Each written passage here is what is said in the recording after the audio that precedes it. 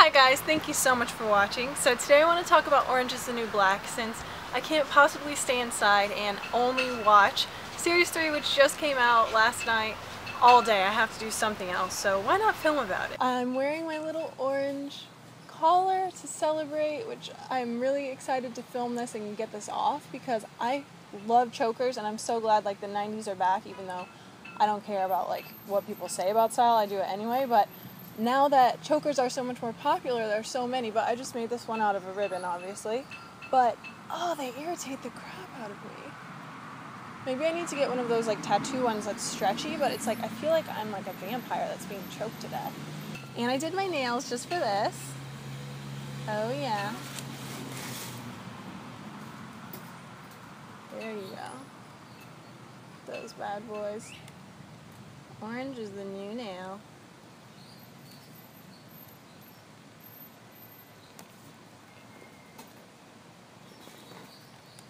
This show, if you guys have watched it or if you haven't watched it, I'm not going to put spoilers in this video. If I have a lot of like other Orange fans that want to talk about it, I'll definitely make other videos about it and we can have spoilers, but there'll be no spoilers in this one, so you don't have to worry. So this show is my jam. I love it so much. Like, I feel like I've not really been into TV that much in the past few years. I really liked Weeds, which was made by the same creator as Orange is the New Black. I kind of like binged on that, which was 8 seasons. But there really hasn't been something that I could really get into other than that. So when I saw on Netflix that the creator of Weeds was the creator of Orange is the New Black, I was like, okay, I'm going to have to watch this once I run out of my Weeds episodes. So as that waned closer, I started watching the previews and I was like, oh, this looks kind of depressing. Like, it's about being in prison, and is it just trying to be like edgy? But I had to give it a try like the day after I finished Weeds, because I was like, I need more of this Genji Cohen or Cohan or however you say it. But for those of you who haven't watched it or haven't seen like a preview or whatever, it's about an upper middle class white lady that ends up going into a minimum security prison, and about her journey and who she becomes, and all of the other incredible cast of characters that she meets while she's there.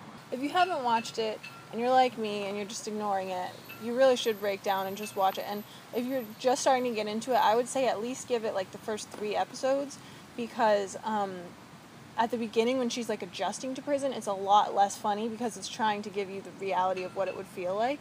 But once she adjusts, it's so funny. Whether you've been watching from the beginning or whether you put off jumping on the bandwagon until later like me, this show is just so awesome. The writing is so good. It has the perfect amount of that juicy drama without overdoing it. It goes like right to the edge, but then it injects it with comedy. And I want to talk about the changes that the show is bringing in just a minute, but what's so awesome is that the show is so good. It's not good because it's got a lot of women, or it's not like good for a show with a bunch of women actors or something like that. It's just good. Like, flat out, it's the best show on TV no matter what. Which is what I think makes it be able to do so many of the things that it's doing. As I watch it, it's like I'm enjoying it so much, but I'm also having this like brain realization of like, I'm having so much fun watching this, and it's getting across so many things that are crucial in our society right now, and things that have been ignored or hard to get brought up in our society. They're bringing it up through just the amazingness of the show, the goodness of the writing, and I think that's something that all of us, like artists and anybody who's trying to do anything, like, if you're trying to, I'm sorry, this is so edgy. If you're trying to do something that's unheard of, it's always going to be easier, and this is part of why I make YouTube videos too. It's always going to be easier for the public to take it in if it's in a way that's fun for them, if it's enjoyable for them. If you fall in love with these characters on the show, then you're not thinking like, oh, my brain is saying that it approves of criminals or it approves of lesbians or anything. It's not like this like click in your brain that happens. It's just like, I love this character as a person, and so it just starts to broaden your horizons. First of all, it hits you how incredible this show is. The fact that it's almost all women. There are probably about 5 male actors. I'm like, where's my hand? 5 male actors that are regulars, and then about, I don't know, 15 females all very strong in their own ways, very flawed in their own ways, just very real. So first that hits me, and then the second thing that hits me is, are you serious? It's 2015 and I'm this excited just because there's a show that's showing what real women are? And it's just crazy. Like, it makes me just want to go around and be like, wait a minute. This show is astounding because it's so progressive, but then it's just hitting me over the face with like, really, this is what we consider progressive in our time? Okay, I guess if that's where we are. They're so varied, they're so flawed. They have flashback scenes, so in some of those you see like their style that they used to wear and stuff, but mostly when you see them in prison, they don't have makeup, or they have very minimal makeup, or they've even been made up to look like more tired or more hungry or whatever it is, depending on the situation. And the beauty that we see come through the characters, I think. Like Poussey, for example, she's one of my very, very favorites. She's so awesome, and her face is so expressive. You can see like every ounce of pain and every ounce of happiness that's on her face. And when it shows her into the flashback, it's almost weird that she's wearing like normal clothes and makeup and stuff and earrings, I think. And then for me, like, I realized that I thought she was more beautiful without all of that. I think it's so awesome that this situation allows them to act without like a million costume changes or a million different things of makeup. And so it allows us to actually see things about people that are beautiful and notice those things that we wouldn't before. It's kind of like a dish that has a lot of spice in it or a lot of salt.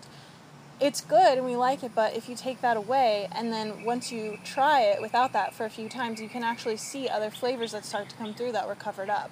It shows so many types of women who are all ages, all shapes and sizes, everywhere on the gender spectrum. We have Laverne Cox, who is transgender, one of the most visible transgender actors. So far, a lot of the shows that have featured transgender actors are featuring them as, okay, now this person's going to be transgender, and that's sort of their one note that they get to play.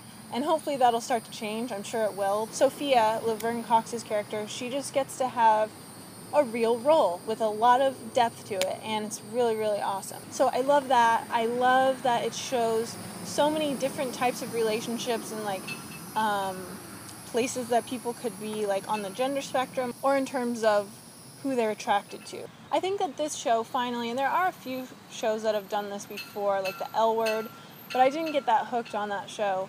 That was huge, but this is definitely more mainstream, I would think, and because it's on Netflix, it's more accessible. But every time in other like mainstream shows, when it shows like a same-sex kiss, for me, I feel like I miss out on like what they're normally trying to get across with the kiss, which is like, you know, the romance between these two people or whatever. It usually seems like, because it hasn't been done so much, it's like, okay, look at this. Now they're having these two people kiss. And that kind of like overtakes the story, and it overtakes the romance of the kiss.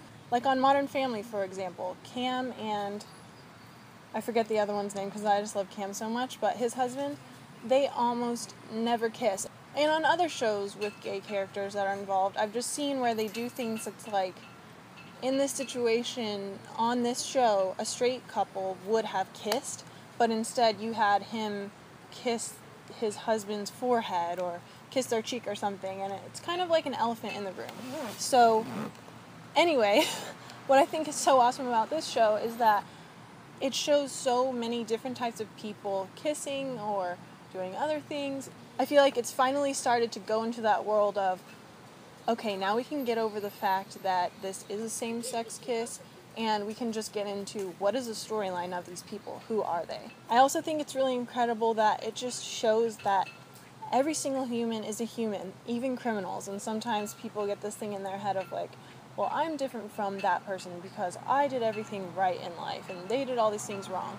And just showing that any one of us could end up there at almost any moment. You just never know what life is going to throw you, and it doesn't make you better than anybody else. So I think that just showing that these are real people, and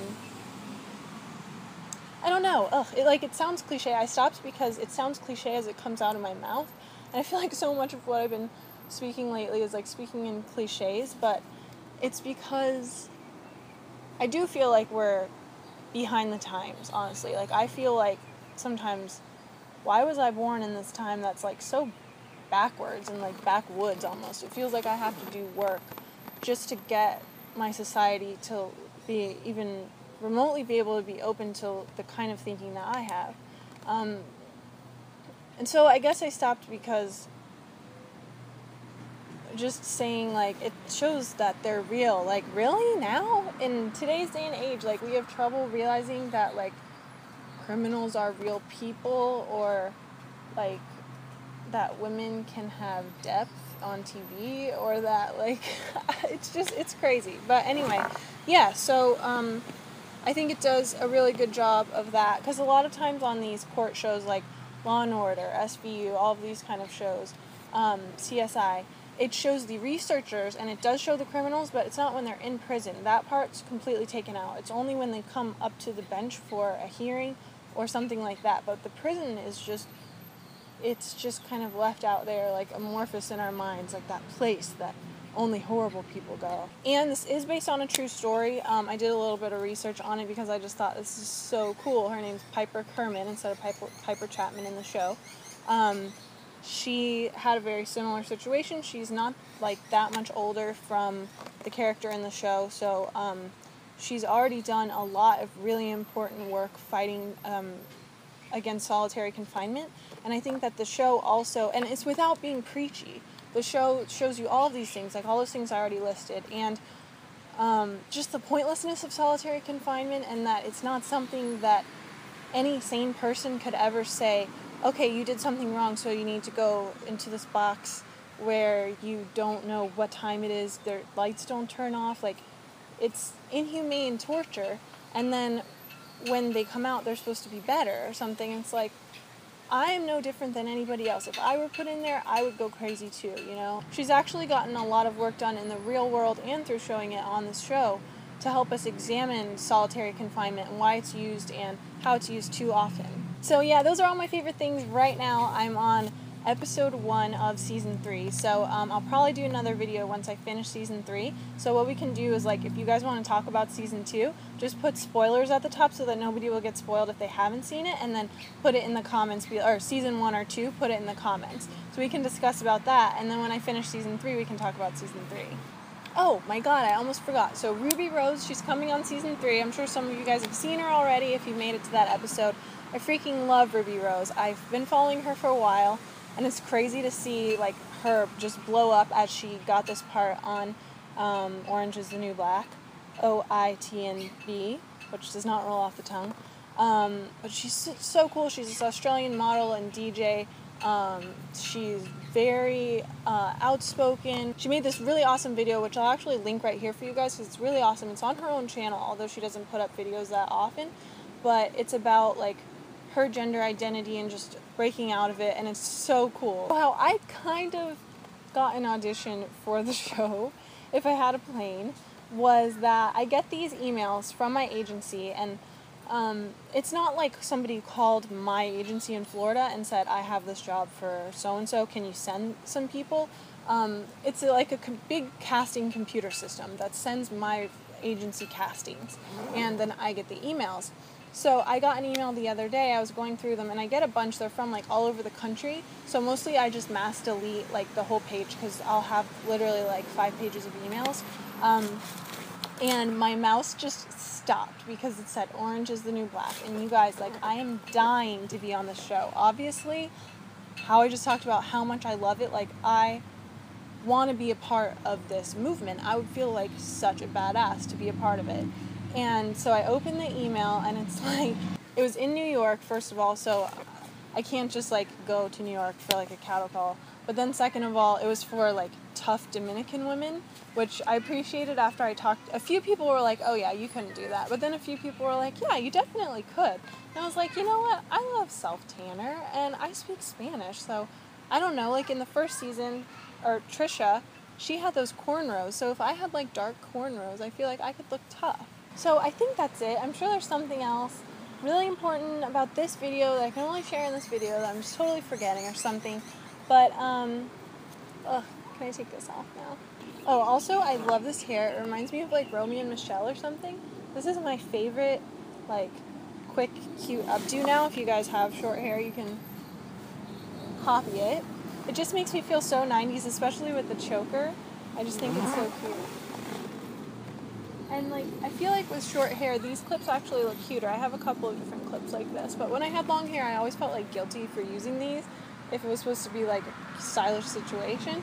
But with short hair, I don't know. I just feel like it goes a little bit better.